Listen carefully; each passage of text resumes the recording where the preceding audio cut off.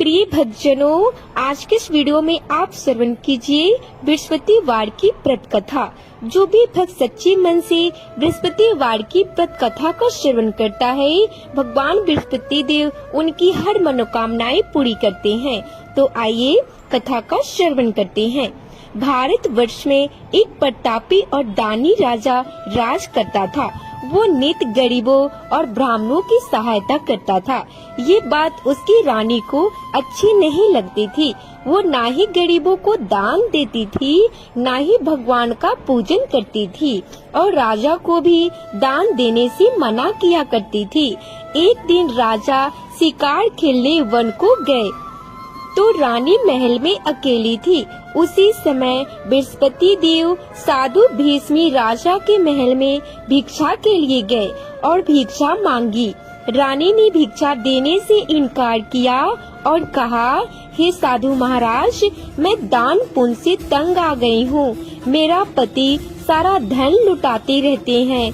मेरी इच्छा है कि हमारा धन नष्ट हो जाए, फिर ना रहेगा बांस न बजेगी बांसुरी। साधु ने कहा, हे देवी, तुम तो बड़ी विचित्र हो।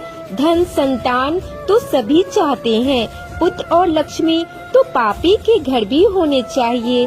यदि तुम्हारी पास अधिक धन है तो भूखों को भोजन दो, प्यासों के लिए प्याऊ बनवाओ, मुसाफिरों के लिए धर्मशालाएं खुलवाओ। जो निर्धन अपनी कुंवारी कन्याओं का विवाह नहीं करा सकती, उनका विवाह करा दो। ऐसे और कई काम हैं जिनके करने से तुम्हारा यशलोक परलोक में फैलेगा। परंतु रानी पर उपदेश का कोई प्रभाव न पड़ा। वो बोली, महाराज, आप मुझे कुछ न समझाए। मैं ऐसा धन नहीं चाहती जो हर जगह बांटती फिरूं। साधु ने उत्तर दिया, यदि तुम्हारी ऐसी इच्छा है तो तथास्तु। तुम ऐसा करना, बृहस्पतिवार को घर लिपकर पीली मिट्टी से अपना सिर धोकर स्नान करना, भट्टी चढ़ाकर कपड़े धोना। ऐसा करने से आपका सारा धन नष्ट हो जाएगा। इतना कह के वे साधु महाराज वहाँ से अलोप हो गए। साधु के अनुसार कई बातों को पूरा करते हुए रानियों के केवल 3 ही बृहस्पतिवार ही बीते थे कि उसकी समस्त धन संपत्ति नष्ट हो गई। भोजन के लिए राजा का परिवार तरसने लगा था। तब एक दिन राजा ने रानी से बोला कि हे रानी, तुम यहीं रहो, मैं दूसरे देश को जाता हूँ, क्योंकि यहाँ पे सभी लोग मुझे जानते हैं, इसलिए मैं कोई छोटा कार्य नहीं कर सकता। ऐसा कहके राजा प्रदेश चला गया। वो वहाँ जंगल से लकड़ी काटता और शहर में बेचता। इस तरह से वो अपना जीवन व्यतीत करने लगा। इधर राजा के प्रदेश जाते ही रानी और दासी दुखी रहने लगे। एक बार जब रानी और दासी को 7 दिन तक बिना भोजन के रहना पड़ा, तो रानी ने अपनी दासी से कहा, हे दासी, पास के ही नगर में मेरी बहन रहती है। वो बड़ी धनवान है, तो उसके पास जा और कुछ ले आ, ताकि थोड़ी बहुत गुजर बसर हो जाए। दासी रानी की बहन के पास गई। उस दिन गुरुवार था और रानी की बहन उस समय बृहस्पतिवार की व्रत कथा सुन रही थी। दासी ने रानी की बहन को अपनी रानी का संदेश दिया, लेकिन रानी की बड़ी बहन ने कोई उत्तर नहीं दिया। जब दासी को रानी की बहन से कोई उत्तर नहीं मिला, तो वो बहुत दुखी हुई और उसे क्रोध भी आया। दासी ने वापस आकर रानी को सारी बात बता दी। सुनकर रानी ने अपने भाग को कोसा। उधर रानी की बहन ने सोचा कि मेरी बहन की दासी आई थी, परंतु मैं उससे नहीं बोली, इससे वो बहुत दुखी हुई होगी। कथा सुनकर और पूजन समाप्त करके वो अपनी बहन के घर आई और कहने लगी, हे बहन, मैं बृहस्पतिवार की व्रत कथा कर रही थी। तुम्हारी दासी मेरे घर गई थी, परंतु जब तक कथा होती है तब तक ना तो उठते हैं और ना ही बोलते हैं, इसलिए मैं नहीं बोली। कहो दासी, क्यों गई थी? रानी बोली, बहन, तुमसे क्या छिपाऊं, हमारे घर में खाने तक को अनाज नहीं है। ऐसा कहते कहते रानी की आंखें भर आई। उसने दासी समेत पिछले 7 दिनों से भूखा रहने तक की बात अपनी बहन को विस्तार पूर्वक सुना दिया। बहन बोली, देखो बहन, भगवान बृहस्पति देव सबकी मनोकामनाएं पूरी करते हैं। देखो शायद तुम्हारे घर में अनाज रखा होगा। पहले तो रानी को विश्वास नहीं हुआ, पर बहन के आग्रह करने पे उसने अपनी दासी को अंदर भेजा तो उसमें सचमुच अनाज से भरा एक घड़ा मिल गया। ये देखकर दासी को बड़ी हैरानी हुई। दासी रानी से कहने लगी, हे रानी, जब तक हमको भोजन नहीं मिलता तो हम व्रत ही तो करते थे, इसलिए क्यों ना इनसे व्रत और कथा की विधि पूछ ली जाए ताकि हम भी व्रत कर सके। तब रानी ने अपनी बहन से बृहस्पतिवार व्रत के बारे में पूछा। उनकी बहन ने बताया, बृहस्पतिवार के व्रत में चने की दाल और मुनका से विष्णु भगवान का केले की जड़ में पूजन करे तथा दीपक जलाए, व्रत कथा सुने और पीला भोजन ही करे। इससे बृहस्पति देव प्रसन्न होते हैं। व्रत और पूजन विधि बताकर रानी की बहन अपने घर को लौट गई। 7 दिन के बाद जब गुरुवार आया तो रानी और दासी ने व्रत रखा। घुड़शाला में जाकर चना और गुड़ लेकर आई। फिर उसने केले की जड़ तथा विष्णु भगवान का पूजन किया। अब पीला भोजन कहाँ से आए, इस बात को लेकर दोनों बहुत दुखी थे। चूँकि उन्होंने व्रत रखा था, इसलिए बृहस्पति देव उनसे प्रसन्न थे। इसीलिए वे एक असाधारण व्यक्ति का रूप धरकर 2 थालों में सुंदर पीला भोजन दासी को दे गए। भोजन पाकर दासी प्रसन्न हुई और फिर रानी के साथ मिलकर भोजन ग्रहण किया। उसके बाद वे सभी गुरुवार को व्रत और पूजन करने लगे। बृहस्पति भगवान की कृपा से उनके पास फिर से धन संपत्ति आ गई, परंतु रानी फिर से पहले की तरह आलस करने लगी। तब दासी बोली, देखो रानी, तुम पहले भी इसी प्रकार आलस करती थी। तुम्हें धन रखने में कष्ट होता था, इस कारण सभी धन नष्ट हो गया, और अब जब भगवान बृहस्पति की कृपा से धन मिला है तो तुम फिर से आलस होता है। रानी को समझाते हुए दासी कहती है कि बड़ी मुसीबतों के बाद हमने ये धन पाया है, इसलिए हमें दान पुण्य करना चाहिए, भूखे मनुष्यों को भोजन कराना चाहिए और धन को शुभ कार्यों में खर्च करना चाहिए, जिससे तुम्हारे कुल का यश बढ़ेगा, स्वर्ग की प्राप्ति होगी और पितृ प्रसन्न होंगे। दासी की बात मानकर रानी अपना धन शुभ कार्यों में खर्च करने लगी, जिससे पूरे नगर में उसका यश फैलने लगा। बृहस्पतिवार व्रत कथा के बाद श्रद्धा के साथ आरती की जानी चाहिए। इसके बाद प्रसाद बांटकर उसे ग्रहण करना चाहिए। एक दिन राजा दुखी होकर जंगल में एक पेड़ के नीचे आसन जमाकर बैठ गया। वो अपनी दशा को याद करके व्याकुल होने लगा। बृहस्पतिवार का दिन था। एकाएक उसने देखा कि निर्जन वन में एक साधु प्रकट हुए। वो साधु भेष में स्वयं बृहस्पति देवता थे। लकड़हारे के सामने आकर बोले, हे लकड़हारे, इस सुनसान जंगल में तू चिंता मग्न क्यों बैठा है? लकड़हारे ने दोनों हाथ जोड़कर प्रणाम किया और उत्तर दिया, महात्मा जी, आप सब कुछ जानते हैं, मैं क्या हूँ? ये कहकर रोने लगा और साधु को अपनी आत्मकथा सुनाई। महात्मा जी ने कहा, तुम्हारी स्त्री ने बृहस्पतिवार के दिन बृहस्पति भगवान का निरादर किया था, जिसके कारण रुष्ट होकर उन्होंने तुम्हारी ये दशा कर दी है। अब तुम चिंता को दूर करके मेरे कहने पे चलो तो तुम्हारे सब कष्ट दूर हो जाएंगे और भगवान पहले से भी अधिक संपत्ति देंगे। तुम बृहस्पति की वार के दिन कथा किया करो। 2 पैसे के चने मुनका लाकर उसका प्रसाद बनवाओ और शुद्ध जल से लोटे में शक्कर मिलाकर अमृत तैयार करो। कथा के पश्चात अपने सारे परिवार और सुनने वाले प्रेमियों में अमृत का प्रसाद बांटकर आप भी ग्रहण करो। ऐसा करने से भगवान तुम्हारी सब मनोकामनाएं पूरी करेंगे। साधु के ऐसे वचन सुनकर लकड़हारा बोला, हे प्रभु, मुझे लकड़ी बेचकर इतना पैसा नहीं मिलता जिससे भोजन के उपरांत कुछ बचा सकूं।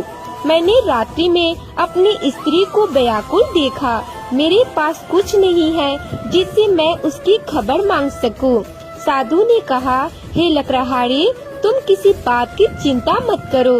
बृहस्पतिवार के दिन तुम रोजाना की तरह लकड़ियाँ लेकर शहर को जाना। तुमको रोज से दुगुना धन प्राप्त होगा, जिससे तुम भली भांति भोजन कर लोगे तथा बृहस्पति देव की पूजा का सामान भी आ जाएगा। इतना कहकर साधु अंतर्ध्यान हो गए। धीरे धीरे समय व्यतीत होने पर फिर वही बृहस्पतिवार का दिन आया। लकड़हारा जंगल से लकड़ी काटकर किसी शहर में बेचने गया। उसे उस दिन और दिन से अधिक पैसा मिला। राजा ने चना, गुड़ आदि लाकर गुरुवार का व्रत किया। उस दिन से उसके सभी कलेश दूर हुए। परंतु जब दोबारा गुरुवार का दिन आया तो बृहस्पतिवार का व्रत करना भूल गया। इस कारण बृहस्पति भगवान नाराज हो गए। उस दिन उस नगर के राजा ने विशाल यज्ञ का आयोजन किया था तथा शहर में ये घोषणा करवा दी कि कोई भी मनुष्य अपने घर में भोजन ना बनाए, आग ना जलाए। समस्त जनता मेरे यहाँ भोजन करने आए। इस आज्ञा को जो न मानेगा उसे फांसी की सजा दी जाएगी। इस तरह की घोषणा संपूर्ण नगर में करवा दी गई। राजा की आज्ञा अनुसार शहर के सभी लोग भोजन करने गए, लेकिन लकड़हारा कुछ देर बाद पहुंचा। इसलिए राजा उसको अपने साथ घर ले आए और ले जाकर भोजन करा रहे थे तो रानी की दृष्टि उस खूंटी पे पड़ी जिस पर उसका हार लटका हुआ था। वो वहाँ पे दिखाई नहीं दिया। रानी ने निश्चय किया कि मेरा हार इस मनुष्य ने चुरा लिया है। उसी समय सिपाहियों को बुलाकर उसको कारागार में डलवा दिया। जब लकड़हारी कारागार में पड़ गया और बहुत दुखी होकर विचार करने लगा कि न जाने कौन से पूर्व जन्म के कर्म से मुझे ये दुख प्राप्त हुआ है, और उसी साधु को याद करने लगा जो कि जंगल में मिला था। उसी समय तत्काल बृहस्पति देव साधु के रूप में प्रकट हुए और उसकी दशा को देखकर कहने लगे, अरे मूर्ख, तूने बृहस्पति देव की कथा नहीं करी, इसी कारण तुझे दुख प्राप्त हुआ। अब चिंता मत कर। बृहस्पतिवार के दिन कारागार के दरवाजे पे 4 पैसे पड़े मिलेंगे। उनसे तो बृहस्पति देव की पूजा करना, तेरे सभी पाप कष्ट दूर हो जाएंगे। बृहस्पति के दिन उसे 4 पैसे मिले। लकड़हारी ने कथा कही। उसे रात्रि को बृहस्पति देव ने उस नगर के राजा को स्वप्न में कहा, हे राजा, तुमने जिस आदमी को कारागार में बंद किया है वो निर्दोष है, वो राजा है, उसे छोड़ देना। रानी का हार उसी खूंटी पे लटका है। अगर तू ऐसा नहीं करेगा तो मैं तेरे राज को नष्ट कर दूंगा। इस तरह रात्रि के स्वप्न को देखकर राजा प्रातः काल उठा और खूंटी पे हार देखकर लकड़हारों को बुलाकर क्षमा मांगी तथा लकड़हारी को युग सुंदर वस्त्र आभूषण देकर विदा कर दिया। बृहस्पति देव की आज्ञा अनुसार लकड़हारे ने अपने नगर को चल दिया। राजा जब अपने नगर के निकट पहुंचा तो उसे बड़ा आश्चर्य हुआ। नगर में पहले से अधिक बाग, तालाब, कुएं तथा बहुत सी धर्मशालाएं, मंदिर आदि बन गई थी। राजा ने पूछा, ये किसका बाग और धर्मशाला है? तब नगर के सब लोग कहने लगे, ये सब रानी और दासी की हैं। तो राजा को आश्चर्य हुआ और गुस्सा भी आया। जब रानी ने ये खबर सुनी कि राजा आ रहे हैं तो उन्होंने दासी से कहा, हे दासी, देख राजा हमको कितनी बुरी हालत में छोड़ गए थे। हमारी ऐसी हालत देखकर वो लौट न जाए, इसलिए तू दरवाजे पे खड़ी हो जा। आज्ञा अनुसार दासी दरवाजे पे खड़ी हो गई। राजा आए तो उन्हें अपने साथ ले आना। तब राजा ने क्रोध करके अपनी रानी से पूछा कि यह धन तुम्हें कैसे प्राप्त हुआ? तब उन्होंने कहा, हमें ये सब धन बृहस्पति देव के इस व्रत के प्रभाव से प्राप्त हुआ है। राजा ने निश्चय किया कि 7 रोज बाद तो सभी बृहस्पति देव का पूजन करते हैं, परंतु मैं प्रतिदिन दिन में 3 बार कहानी तथा रोज व्रत किया करूँगा। अब हर समय राजा के दुपट्टे में चने की दाल बंधी रहती तथा दिन में 3 बार कहानी कहता। एक रोज राजा ने विचार किया कि चलो अपनी बहन के यहाँ हो आवे। इस तरह निश्चय कर राजा घोड़े पे सवार होकर अपनी बहन के यहाँ चलने लगा। मार्ग में उसने देखा कि कुछ आदमी एक मुर्दे को लिए जा रहे थे। उन्हें रोककर राजा कहने लगे, अरे भाइयों, मेरे बृहस्पति देव की कथा सुन लो। वे बोले, लो, हमारा आदमी मर गया, इसको अपनी कथा की पड़ी है। परंतु कुछ आदमी बोले, अच्छा कहो, हम तुम्हारी कथा भी सुनेंगे। राजा ने दाल निकाली और जब कथा आधी हुई तो मुर्दा हिलने लगा और जब कथा समाप्त हो गई तो राम राम करके मनुष्य उठकर खड़ा हो गया। आगे मार्ग में उसे एक किसान खेत में हल चलाता मिला। राजा ने उसे देखकर और उनसे बोले, अरे भैया, तुम मेरे बृहस्पतिवार की कथा सुन लो। किसान बोला, जब तक मैं तेरी कथा सुनूंगा तब तक 4 हरैया जोत लूंगा। जा अपनी कथा किसी और को सुनाना। इस तरह राजा आगे चलने लगा। राजा के हटते ही बैल पछरा खाके गिर गए तथा किसान के पेट में बड़ी जोर की दर्द होने लगा। उस समय उसकी माँ रोटी लेकर आई। उसने जब ये देखा तो अपने पुत्र से सब हाल पूछा और बेटे ने सभी हाल कह दिया। तो बुढ़िया दौड़ी दौड़ी उस घुड़सवार के पास गई और उनसे बोली, मैं तेरी कथा सुनूंगी, तू अपनी कथा मेरे खेत पे चल के ही कहना। राजा ने बुढ़िया के खेत पे जाकर कथा कही, जिसके सुनते ही वो बैल उठ खड़ा हुआ तथा किसान के पेट का दर्द भी बंद हो गया। राजा अपनी बहन के घर पहुंचा। बहन ने भाई की खूब मेहमानी की। दूसरे रोज प्रातः काल राजा जागा तो वो देखने लगा कि सब लोग भोजन कर रहे थे। राजा ने अपनी बहन से कहा, ऐसा कोई मनुष्य है जिसने भोजन ना किया हो? मेरे बृहस्पतिवार की कथा सुन ले। बहन बोली, भैया, ये देश ऐसा ही है कि पहले यहाँ के लोग भोजन करते हैं, बाद में अन्य काम करते हैं। अगर कोई पड़ोस में हो तो देख आओ। वो ऐसा कह के देखने चली गई, परंतु उसे कोई ऐसा व्यक्ति नहीं मिला जिसे वो भोजन न किया हो। अतः वो एक कुम्हार के घर गई जिसका लड़का बीमार था। उसे मालूम हुआ कि उनके यहाँ 3 रोज से किसी ने भोजन नहीं किया है। रानी ने अपने भाई की कथा सुनने के लिए कुम्हार से कहा। वो तैयार हो गया। राजा ने जाकर बृहस्पतिवार की कथा कही, जिसको सुनकर उसके लड़का ठीक हो गया। अब तो राजा की प्रशंसा होने लगी। एक रोज राजा ने अपनी बहन से कहा कि हे बहन, हम अपने घर को जा रहे हैं, तुम भी तैयार हो जाओ। राजा के बहन ने अपनी सास से कहा तो सास ने कहा, तू चली जा, परंतु कोई बालक नहीं जाएगा, क्योंकि तुम्हारे भाई के पास कोई औलाद नहीं है। बहन ने अपने भैया से कहा, भैया, मैं तो चलूंगी, पर कोई बालक नहीं जाएगा। राजा ने बोला, जब कोई बालक ही नहीं चलेगा तब तुम जाकर क्या करोगी? बड़े दुखी मन से राजा अपने नगर को लौट आया। राजा ने अपनी रानी से कहा, हम निर्वंशी हैं, हमारा मुंह देखने का धर्म नहीं है और कुछ भोजन आदि ना किया। और रानी बोली, हे प्रभु, बृहस्पति देव ने हमें सब कुछ दिया है, वो हमें औलाद भी अवश्य देंगे। उसी रात को बृहस्पति देव ने राजा को स्वप्न में कहा, हे राजा, उठ, सभी सोच त्याग दे, तेरी रानी गर्भ से है। राजा की ये बात सुनकर बड़ी खुशी हुई। तब राजा ने बोला, हे रानी, स्त्री बिना भोजन के रह सकती है, पर बिना मायके की नहीं रह सकती।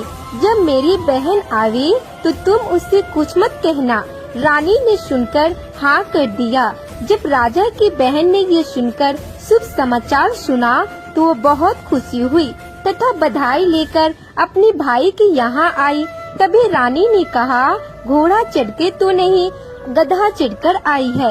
राजा की बहन बोली, भाभी मैं इस प्रकार न कहती तो तुम्हें औलाद कैसे मिलती। बृहस्पति देव ऐसे ही है, जैसे जिसके मन में कामनाएं होती है सभी को पूर्ण करते हैं। जो सद्भावना पूर्वक बृहस्पतिवार का व्रत करता है एवं कथा पढ़ता है अथवा सुनता है, दूसरों को सुनाता है, बृहस्पति देव उनकी सभी मनोकामनाएं पूर्ण करते हैं। बृहस्पति देव उनकी सदैव रक्षा करते हैं। जो संसार में सद्भावना और सच्चे हृदय से बृहस्पति देव का पूजन करते हैं उनकी सभी मनोकामनाएं उसी प्रकार पूर्ण होती है। जैसे राजा और रानी ने बृहस्पति देव की कथा का गुणगान किया, उनकी सभी इच्छाएं बृहस्पति देव ने पूर्ण की। मनुष्य को हृदय से उनका मनन करते हुए जयकार करना चाहिए। तो प्रेम से बोलिए, बृहस्पति देव की जय, विष्णु भगवान की जय, समस्त देवी देवताओं की जय। अब आइए बृहस्पति देव की आरती करते हैं। ओम जय बृहस्पति देवा, जय बृहस्पति देवा। छिने छिने भोगे लगाऊ, छिने छिने भोगे लगाऊ, कदली फल मेवा। ओम जय बृहस्पति देवा, तुम्हें पूरन परमात्मा, तुम्हें अंतर्यामी, स्वामी तुम्हें अंतर्यामी। जगत पिता जगदीश्वर, जगत पिता जगदीश्वर, तुम सबके स्वामी। ओम जय बृहस्पति देवा, चरणामृत निज निर्मल, सभी पातक हरता, स्वामी सभी पातक हरता। सकल मनोरथ दायक, सकल मनोरथ दायक, कृपा करो भरथा। ओम जय बृहस्पति देवा, तन मन धन अर्पण करे, जो जन शरण परे, प्रभु जो जन शरण परे। प्रभु प्रकट तब हो करे, स्वामी प्रकट तब हो करे, आकर द्वारे खरे। ओम जय बृहस्पति देवा, दीन दयाल दयानिधि, भक्तन हितकारी, स्वामी भक्तन हितकारी।